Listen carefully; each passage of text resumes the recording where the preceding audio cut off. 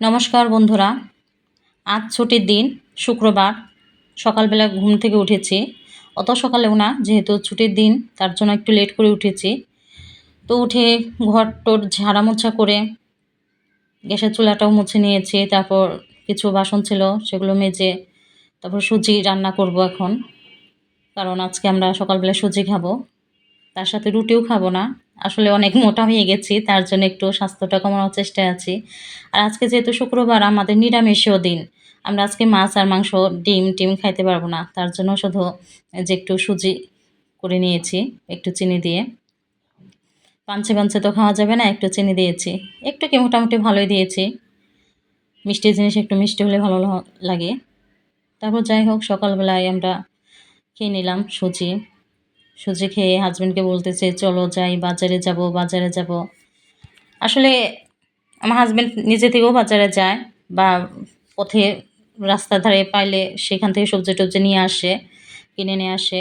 কিন্তু একটু বাজারে গেলে ভালোভাবে অনেকগুলা জিনিসের মধ্যে থেকে পছন্দ মতো জিনিস নিয়ে আসা যায়। তো সেই মোতাবেক আমি চলে যাই বাজারে। তো বাজারে আসতেই হঠাৎ করে মনে পড়ে গেল যে কিছু মশলা কিনতে হবে। এলাচ, দারচিনিটা ফুরিয়ে গেছে, আনা হয় নাই। পরে একটু আগেই কিনে এনে রাখলাম। তারপরে চলে গেলাম সবজি বাজারে। এর মধ্যে বৃষ্টি শুরু হয়ে গেল। কোনো রকম সবজি নিয়ে আর একটু মাছ কিনেছিলাম, সেটা নিয়ে চলে আসলাম। আসলে মাছ কেনার জন্য বাজারে যাই নাই। ভাবছি যে মাছটা পরের দিন কিনবো, কারণ শুক্রবার মাছটা ছানাছানি করতে ভালো লাগে না। তারপরেও হাজব্যান্ড মাছ দেখে খুব পছন্দ করলো। পরে বললাম যে এখানে তো মাছ কাটার ব্যবস্থা নাই, আর আমি মাছ এগুলা কাটতেও পারি না। পরে বলছে যে না, সমস্যা নাই, একটু করে নিয়ে যাই, আস্তে আস্তে কাটার চেষ্টা করবা। পরে বললাম ঠিক আছে। তো এখানে ছিল গুলশা মাছ, ট্যাংরা মাছ, বাসা মাছ আর পাবদা মাছ। এই কটা মাছ ছিল পাঁচমিশালি মাছের মধ্যে। তো আমরা আধা কেজি নিয়ে এসেছিলাম। আর অনেক দিন ধরে বলি আমার হাজব্যান্ডকে গিলা যে আনতে, সে আনে না। আসলে আমাদের ফ্যামিলিতে, আমার বাবার বাড়িতে ওই রকম করে আমার বাবা কোনোদিনও আনতো না।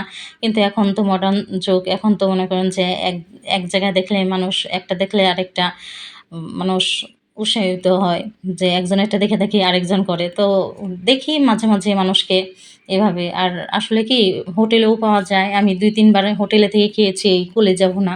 তো আমার খুব ভালো লাগে।